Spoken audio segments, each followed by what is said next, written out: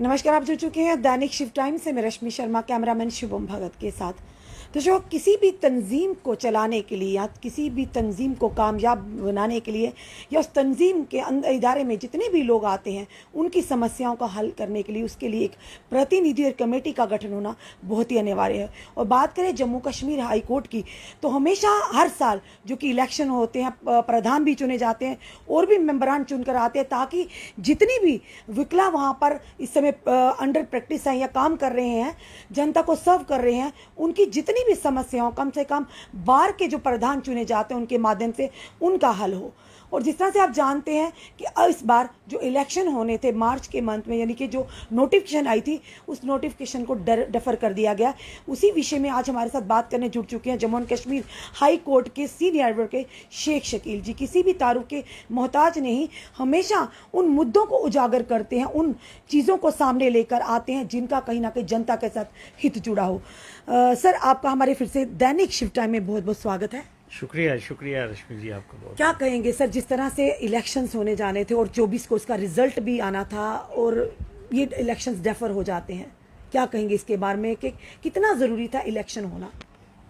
रश्मि जी, बड़ी बेसब्री से मैं ये कहूँगा कि हमारे एडवोकेट्स को 24 तारीख का इंतज़ार था। 24 तारीख को हमारे चुनाव होने थे जी। नॉमिनेशंस भी हमारे मैक्सिमम कैंडिडेट्स फाइल कर चुके थे जी। कंपेन भी चल रही थी and all of a sudden जो हमारे रिटर्निंग ऑफिसर हैं सरदार सुरेंद्र सिंह जी, उन्होंने जो राइज इन कोविड केसेस है जी। उसको बुनियाद बनाकर जी। चुनाव को स्थगित कर दिया गया है। जी। इलेक्शन नोटिफिकेशन को विड्रा किया गया है। जी। अगर मैं बाहर के मेंबर्स का रिएक्शन आपको बताऊं, जो मुझे वेरियस व्हाट्सएप ग्रुप्स और वकला से जो बात करने के बाद वकील मेंटली तौर पर अब चुनाव के लिए तैयार थे। जी, बिल्कुल। और आप देखिए पूरे देश में इस टाइम 5 स्टेट्स जो हैं वहाँ पे भर के इलेक्शन कैंपेन हुई। बिल्कुल सर। और उसके बाद बड़े हिस्टोरिक चुनाव जिसे कहते हैं, अलग अलग उसकी जो स्टेजेस हैं उनमें वो चुनाव चल रहे हैं, कैंपेनिंग चल रही है, कैंपेनिंग रैलीज हो रही हैं, ठीक है। तो जम्मू बार में भी बड़ा उत्साह था और काफ़ी देर के बाद जिसे कहते हैं ये चुनाव आए हैं। आपको जैसा कि याद है कि जम्मू बार में काफ़ी उथल पुथल रही पिछले दिनों में। यहाँ से जम्मू बार से रजिस्ट्रेशन की जो पावर्स थी, पर्टिकुलरली जो जुडिशरी के पास थी, उससे रेवेन्यू में चली गई। और भी बड़े मसाइल से जम्मू बार जो है वो कन्फ्रंट हुई। वो तमाम अब जम्मू के जो वकला हैं वो ये महसूस करते हैं कि जल्दी से जल्दी इस बार का एक रिप्रेजेंटेटिव कैरेक्टर जो है वो सामने आना चाहिए और बाहर की इलेक्टेड टीम सामने आए। और जो जम्मू बार के मुद्दे हैं और ख़ास तौर पर जो इस टाइम जम्मू के मुद्दे हैं, आपको मैं बता दूं कि जम्मू बार सिर्फ वकला जो हैं उनकी जमात नहीं है। जम्मू बार जो है वो यहाँ के सोशल पॉलिटिकल जो एस्पिरेशंस हैं जो जम्मू की, वो उसको रिप्रेजेंट करती है। बिल्कुल शकील साहब, बिल्कुल आपने सही कहा कि जब भी कोई ऐसा मुद्दा होता है जो जम्मू की जनता के हित में हो, बार का एक बहुत बड़ा योगदान रहा है, पहले भी रहा और अभी भी रहा है। आपने जिस तरह से इलेक्शंस की बात करें, क्योंकि लोगों की जो प्रक्रिया हमारे तक प्रतिक्रिया आ रही है कि बंगाल की बात कर लें, हम असम की बात कर रहे हैं, भारी भरकम रैलीज हो रही हैं और कईयों ने मास्क पहने, आसोपी इसका धड़ल्ले से उल्लंघन हो रहा है। एक तरफ से प्रशासन की तरफ से, सरकार की तरफ से आदेश आता है एसओपीज को फॉलो कीजिए, गाइडलाइंस को फॉलो कीजिए, 200 से ज़्यादा गैदरिंग नहीं करनी, और दूसरी तरफ सरकार ही के जो सरकार में बैठे लोग वो इन चीज़ों का उल्लंघन कर रहे हैं। और कहीं ना कहीं बार की बात करें, बार में तो कुछ हज़ार विकला हैं, वहाँ पे लाखों की तादाद में लोग हैं, वो इलेक्शंस होने के लिए कैंपेन की जाती है, पर बाहर के जो इश्यूज हैं उनके लिए एक प्रतिनिधि चुनना और इलेक्शंस की डेट भी फिक्स हो जानी, उसके बाद डेफर करना बहुत बड़ा सवालिया निशान खड़ा करती है। सर देखिए, अभी बाहर के जो अफेयर्स को मैनेज कर रहे हैं रश्मि जी, हमारा एक प्रेसिडियम मैनेज कर रहा है। हमारे जितने भी भूतपूर्व जो प्रेसिडेंट हैं बाहर के और हमारे कुछ प्रोमिनेंट जो सीनियर एडवोकेट्स हैं हमारे, including our some prominent female members of the bar, वो प्रेसिडियम को चला रहे हैं। और एक बहुत ही मैं ये कहूँगा कि हमारे बुज़ुर्ग, एक कॉम्पिटेंट और एक शरीफुल नफ्स इंसान वेदराज वज़ीर साहब जो हैं वो इस टाइम प्रेसिडियम की चेयरमैनशिप कर रहे हैं। लोगों को बड़ा उत्साह था, बड़ी खुशी थी कि जब उन्होंने सरदार सुरेंद्र सिंह जी को रिटर्निंग ऑफिसर नामजद किया और उन्होंने इलेक्शन प्रोसेस भी इनिशिएट किया, और सबसे बड़ी बात यह है कि हमारे कुछ जो यंग लॉयर्स हैं, जो यंगस्टर्स हैं, उनमें बड़ा उत्साह था, एक पैशन हो गया, हम आगे आके सर्व करेंगे। और साथ में कई लोग ऐसे भी हैं जिनको फर्स्ट टाइम वोट करना है, और साथ में काफ़ी अरसे से बार की जो रिप्रेजेंटेटिव बॉडी जो है वो सामने नहीं है, और क्योंकि जब से अभिनव जी ने रिज़ाइन किया है, उनकी टीम ने रिज़ाइन किया है, तब से बार जो है प्रेसिडियम के हवाले है। तो इस तरह इलेक्शन को all of a sudden COVID की बुनियाद बनाकर स्थगित करना, मुझे लगता है कि it has not been taken well by the members of the bar. और दूसरी बात मैं आपको एक चीज़ कहूँगा, मोडेलिटीज़ तय की जा सकती हैं। देखिए, अभी जैसे सडन राइज की बात चली कोविड की, तो हाई कोर्ट में हमारे कुछ सीनियर एडवोकेट्स ने चीफ जस्टिस के पास मेंशन किया कि हमें फिजिकल हियरिंग के बजाय यहाँ पे वर्चुअल मोड पे कोर्ट स्टार्ट की जाए। तो उसी दिन बात मान ली गई और नेक्स्ट डे से हाई कोर्ट जो है वर्चुअल मोड में हो गया। आप देखिए, इसी कोविड के दौरान सांबा बार एसोसिएशन जो है, उन्होंने भी अपने चुनाव कराए। बहुत सारी संस्थाएं हैं, आप देखिए, थिएटर्स चल रहे हैं, जिम चल रहे हैं, क्लब्स चल रही हैं, बार्स चल रही हैं, इवन एजुकेशनल इंस्टीट्यूशंस भी जो हैं वो चल रहे हैं। पूरी रूटीन लाइफ, तमाम डिपार्टमेंट, सेक्रेटेरिएट चल रहा है। तो इस तरह से चुनाव को कोविड की ग्राउंड बनाकर, मुद्दा बनाकर आपने स्थगित कर दिया। और आपको मालूम भी है, 2,500 या 3,000 लोगों का इलेक्टोरल कॉलेज है, कोई इतना बड़ा कॉलेज नहीं है। वहाँ तो स्टेट्स की इलेक्शन की आप बात कर रहे हैं। तो मुझे लगता है कि बार के मेंबर्स की एस्पिरेशंस को देखते हुए प्रेसिडियम को अपना आर्डर रिव्यू करना चाहिए, रिटर्निंग ऑफिसर को इमीडिएटली, जिसे कहते हैं, इलेक्शन प्रोसेस फिर अनाउंस करना चाहिए, और जो नोटिफिकेशन उन्होंने पहले जारी किया था उस नोटिफिकेशन को वो रिस्टोर करें। तो काफ़ी प्रेशर है इस टाइम बाहर के मेंबर्स का। और सबसे बड़ी बात यह है कि हमारे बहुत से काम जो हैं वो रुके पड़े हुए हैं। और मैं इस बात पे बिल्कुल भी नहीं जाऊंगा कि पिछली टीम ने कैसा काम किया, कैसा नहीं किया, ठीक।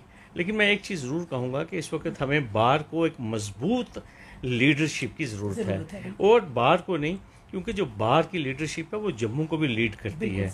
इस टाइम जम्मू के लोग बहुत दुखी हैं। पर्टिकुलरली मैं ये कहूँगा कि पोस्ट 5 अगस्त की जो डेवलपमेंट्स हैं, आप देखिए, हमारे यहाँ पे एम्प्लॉयमेंट के इश्यूज़ हैं, यहाँ पे डेवलपमेंट के इश्यूज़ हैं। फिर उसके अलावा आप देख लीजिए कि यहाँ पे भ्रष्टावाद, जिसे कहते हैं, भ्रष्टाचार कितना पीक पर है, जिसे कहते हैं।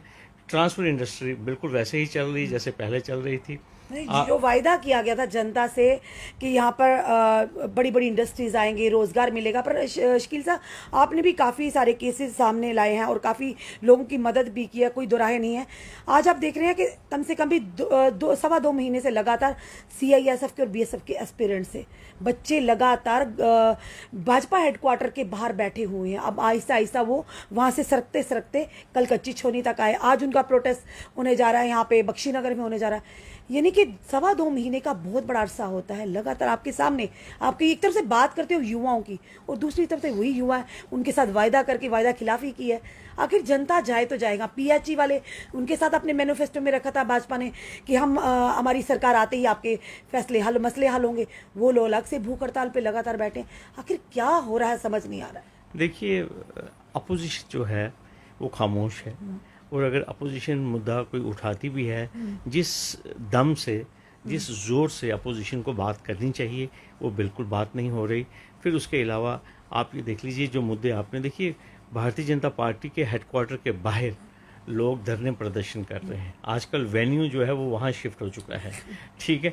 और कोई आदमी से कहते हैं कि एक क्रेडिबल वॉइस की यहाँ जम्मू में इस टाइम ज़रूरत है। मैं पर जिस तरह से आपने कहा कि अपोजिशन भी खामोश है, वो भी ढीली है, पर आप आज मानते हैं शकील साहब कि अपोजिशन का स्ट्रांग होना, उनकी स्ट्रांग बोल्ड वॉइस होना बड़ा ही ज़रूरी है जनता के मुद्दों को हल करने के लिए? देखिए, आज जो सबसे बड़ा एक भय है, जो एक डर है, जो लोग महसूस करते हैं कि जो भी यहाँ पे आवाज़ उठाता है, कोई मुद्दे को उठाता है, तो उसको डिटेन कर लिया जाता है। क्या कहेंगे? इशारा कर रहे हैं कि अपोजिशन तभी नहीं बोल रहा, उनको भी डिटेंशन का डर है कि अगर बोलेंगे, आवाज़ निकालेंगे, मे भी कल वो जेल के अंदर हो। देखिए, मैं रश्मि जी आपको एक चीज़ कहूँगा, इतने सक्रिय anti corruption bureau, crime branch, enforcement directorate, NIA, CBI इतने सक्रिय वो कभी भी नहीं थे।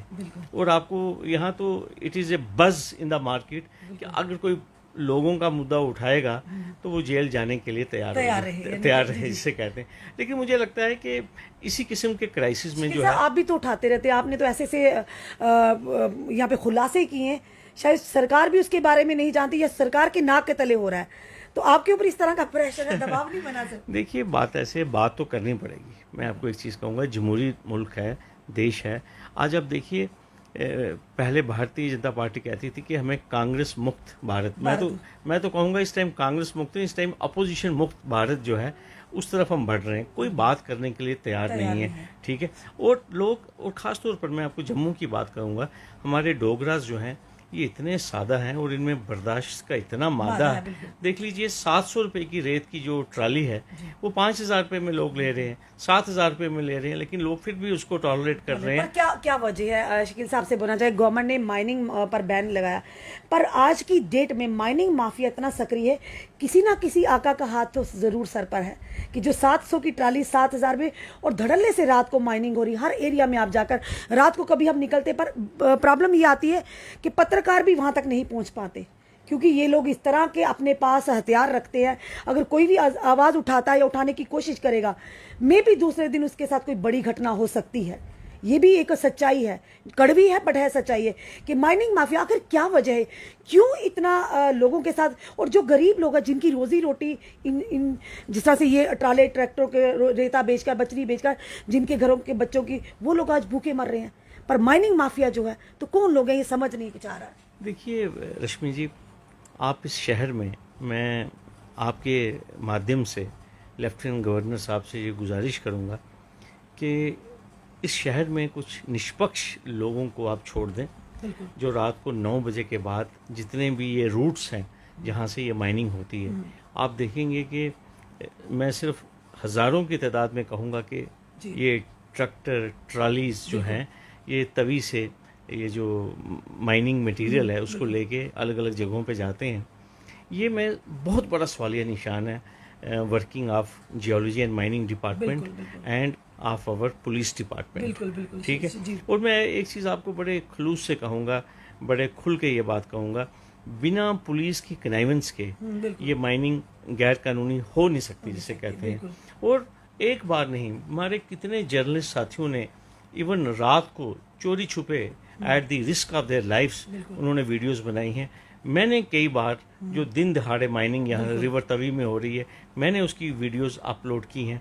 लेकिन मुझे लगता है कि शायद सरकार का ध्यान जो है वो इस तरफ नहीं है। सरकार का इस तरफ बिल्कुल ध्यान नहीं है कि 700 रुपये की ट्राली जो है वो 5,000 रुपये में, क्योंकि ज्यादातर कंज्यूमर की ना आम जनता की जेबों से जा रहा है। पर जिसने घर बनाना मजबूरी में वो तो बनाएगा, 7 क्या 10,000 में मिलेगा। पर बात ये है कि अगर बैन हटाया जाए माइनिंग माफिया से, जो माइनिंग माफिया से बचने के लिए कोई ना कोई ऐसा प्रावधान जरूर होना चाहिए कि जो गरीब लोग एक नंबर में मनी ईमानदारी से काम करते हैं उनको काम करने दिया जाए।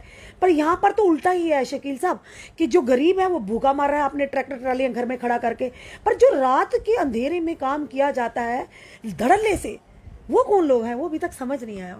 आपने ये बिल्कुल क्लियर बात है, it is writing on the wall. ये जो आप कह रहे हैं कि जो लोग धड़ल्ले से, जो कानून की धज्जियां उड़ाकर ये रात को माइनिंग कर रहे हैं, ये कैसे कर रहे हैं। मैंने तो कई बार अपने इंटरव्यूज़ में उन पुलिस चौकियों का नाम भी लिया है, उन पुलिस स्टेशंस का भी नाम लिया है जिनकी कनाइवेंस की वजह से ये इलीगल माइनिंग जो है। पुलिस की, अगर पुलिस की भी साथ में इंटीमेसी या उनका कहेंगे योगदान ना हो तो ये संभव ही नहीं है कि ट्राली किसी भी नाके से जो इलीगल माइनिंग माफिया है वो निकल जाए। कहीं ना कहीं कहेंगे शकील साहब, हम फिर से कहेंगे अपनी जनता को, बात कड़वी है पर है सच्ची है कि बहुत बड़ा नेक्सस चल रहा है नीचे से ऊपर तक, कहीं ना कहीं तो कुछ है, आकाओं का हाथ है।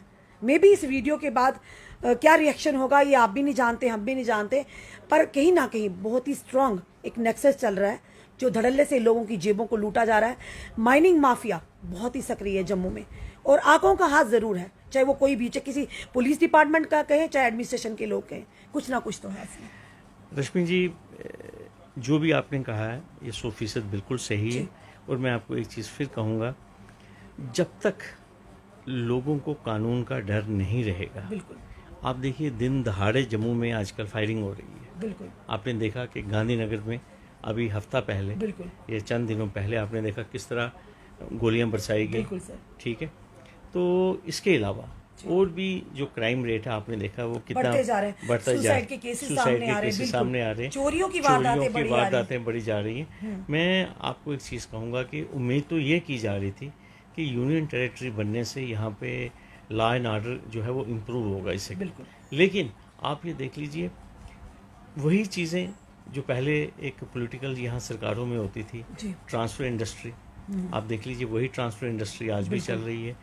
अगर उस वक्त लोग गलत काम करते थे, अगर उस टाइम पुलिस की कनाइवेंस थी, तो आज भी आप देख लीजिए जो माइनिंग की हम बात कर रहे हैं उस पर कोई रोकथाम जिसे कहते हैं हाई कोर्ट ने बार बार कहा, और जब हाई कोर्ट थोड़ी सख्ती करती है तो दूसरे दिन 40-50 ट्रालियां पुलिस जो है वो सीज करके उनका एक प्रेस नोट आ जाता है अखबार में, जिसे कि हमारे को कहते हैं ना वो बच्चे को पतियाने के लिए मतलब लॉलीपॉप दिया जाता है कि हमने काम कर रहे हैं, हम ये एक्टिव है।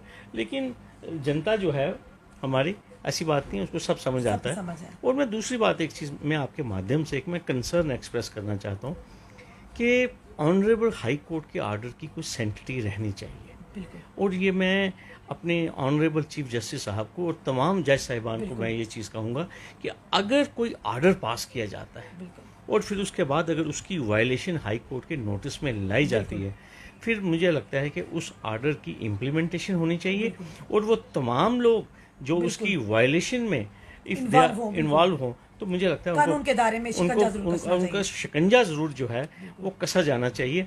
देखिए जब तक आप एक डेटरेंट जिसे कहते हैं, आप जब तक एक किसी को दंड नहीं देंगे और एक मिसाल कायम नहीं करेंगे, तब तक मुझे लगता है कि ये जो लीकेज है ग्राउंड के ऊपर ये चलती रहेगी। आई am not accusing any particular officer, या मैं किसी सीनियर ऑफिसर के ऊपर मैं कोई उंगली नहीं उठा रहा, लेकिन ये बहुत बड़ा क्वेश्चन मार्क है over the working of the police in this union territory.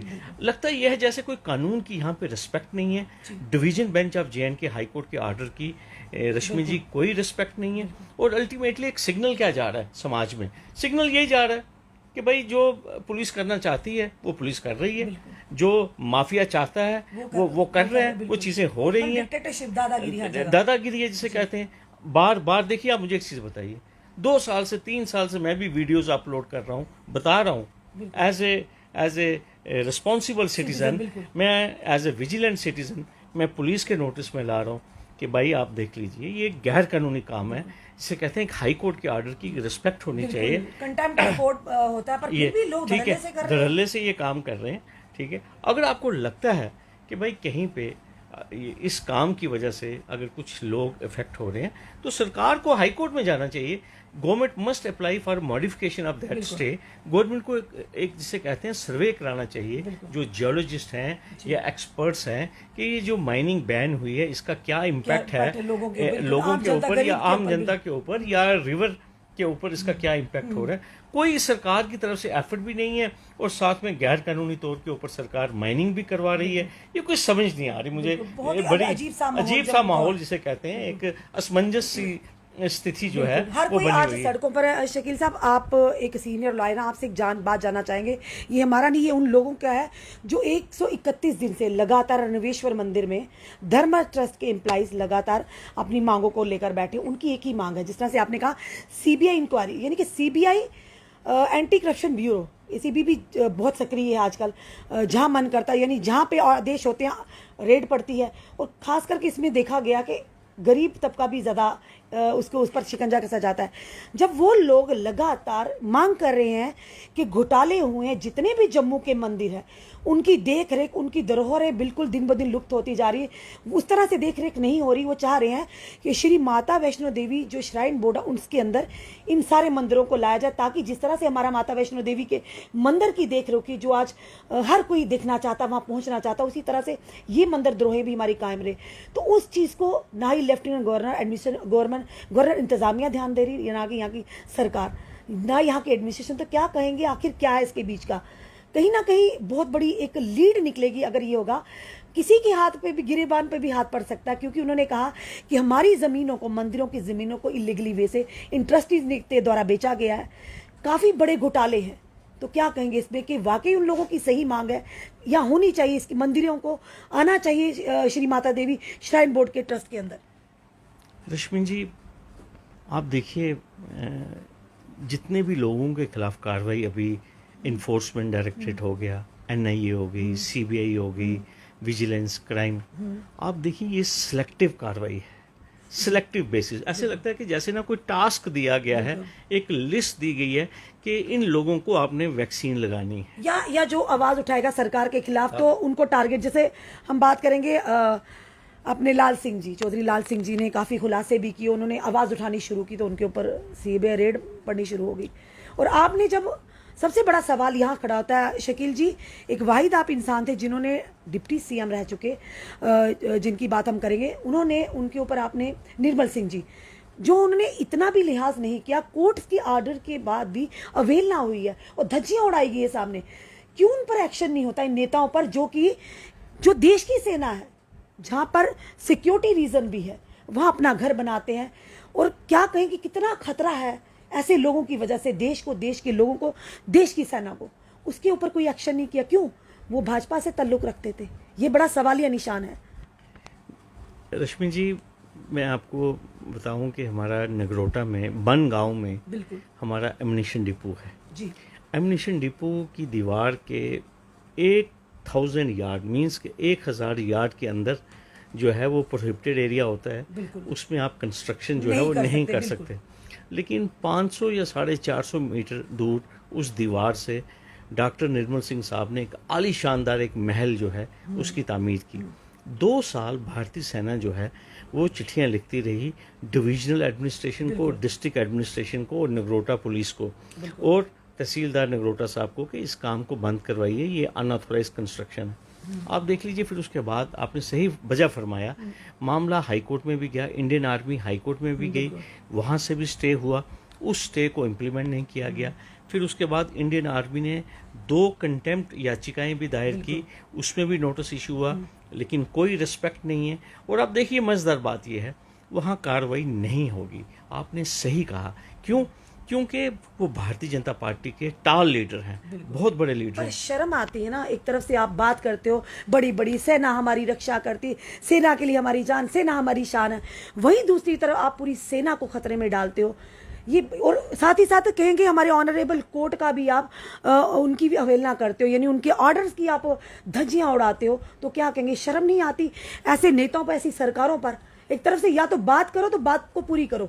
सेना जिसे हम अपना मान समझते हैं शकील जी, आज आप बैठे, हम लोग बैठे हैं अपनी सेना के दम पर, और उसी सेना को इतना बड़ा खतरे में डालना, कहाँ का, ये क्या कहेंगे, किस तरह की तरफ हमारा हिंदुस्तान जा रहा है, हमारा जम्मू कश्मीर को लेकर ये लोग जा रहे हैं? देखिए, मैं आपको एक चीज़ कहूँगा, ये वही भारतीय जनता पार्टी के लीडर हैं, इनका ये स्टेटमेंट ऑन रिकॉर्ड है। इन्होंने खुद कहा था कि भारतीय सेना लोगों को तंग करती है।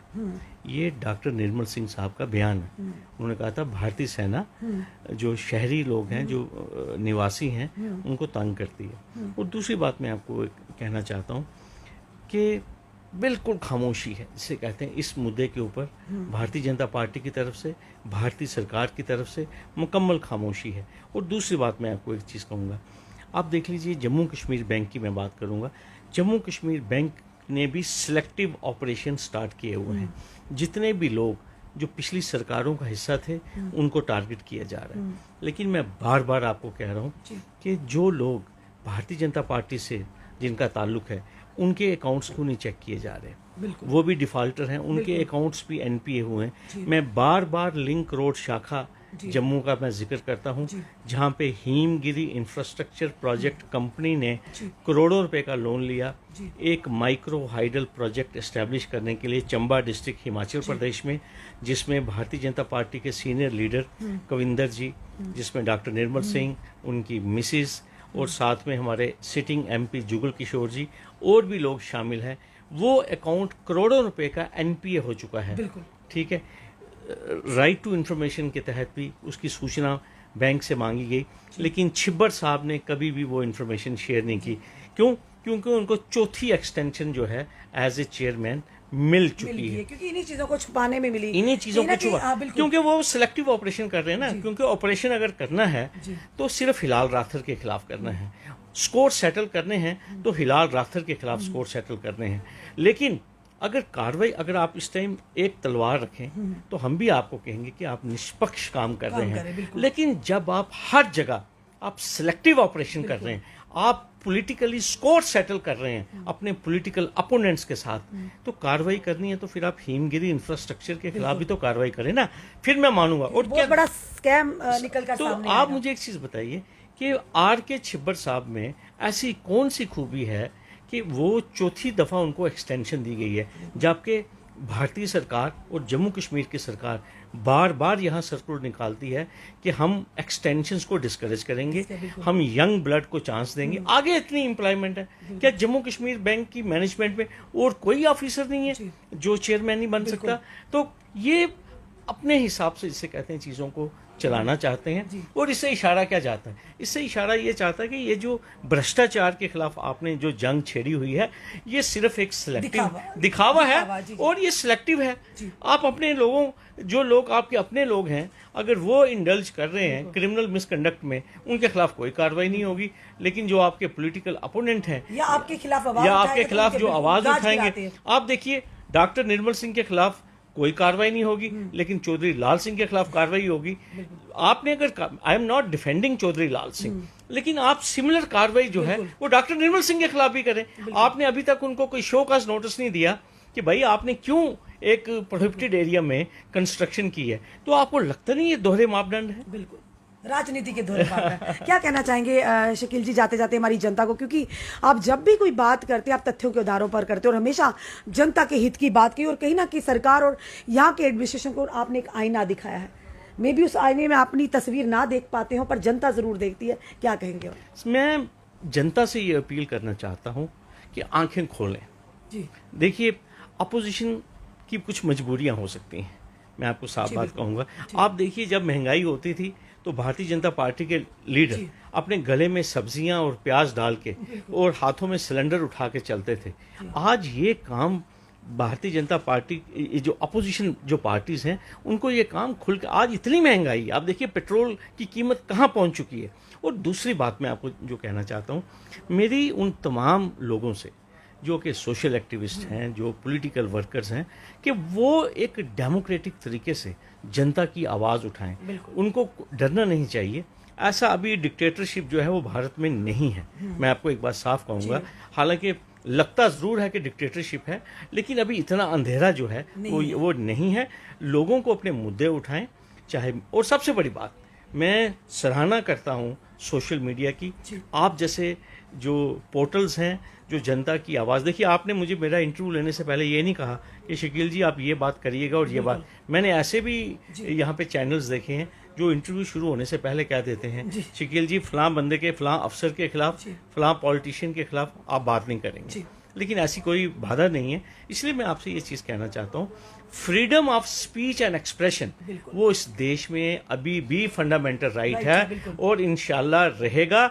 खुल के अपनी बातों का इजहार कीजिए, जो आपके मुद्दे हैं उनको उभारिए।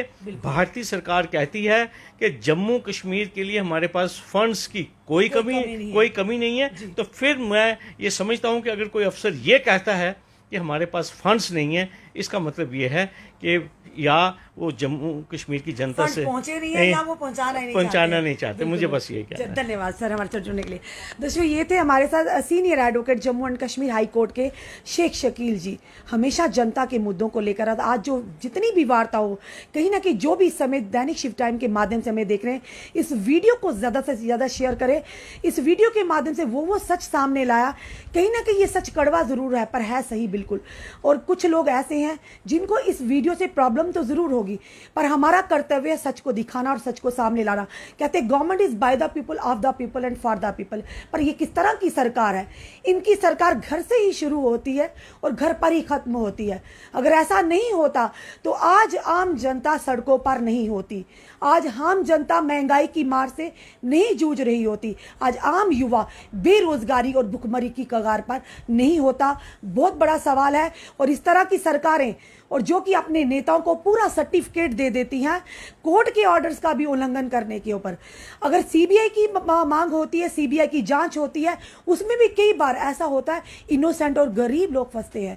ये जो नेता है बड़े भ्रष्टाचार, जो कि भ्रष्टाचार मुक्त करने की बात करते हैं, सबसे बड़े भ्रष्टाचारी ये खुद है और लोगों को भी उसी चुंगल में फंसाने की कोशिश करते हैं अपने भ्रष्टाचार से। या तो ये स्लोगन ही ना दीजिए कि भ्रष्टाचार मुक्त भारत बनाएंगे, सबसे पहले ऐसे नेताओं को उठाने की जरूरत है, उनको जगाने की जरूरत है, उनको इस तरह की सजाएं जरूर होनी चाहिए जो लोग किसी ना किसी भ्रष्टाचारी केसेस में इन्वॉल्व हैं या जनता के फंड्स का या जनता के पैसे का गलत इस्तेमाल करते हैं। सरकार को भी जागना होगा और हमारी जनता को भी, क्योंकि जनता का सहयोग बहुत ही अनिवार्य है ऐसे दुष्टों को और ऐसे लोगों को पीछे यानी खदेड़ने में, जो लोग हमेशा अपने हित के लिए, अपने मुफाद के लिए आम जनता का इस्तेमाल करते हैं। जुड़े रहिए ऐसे हमारे साथ अगले अपडेट के लिए। जय हिंद, जय भारत।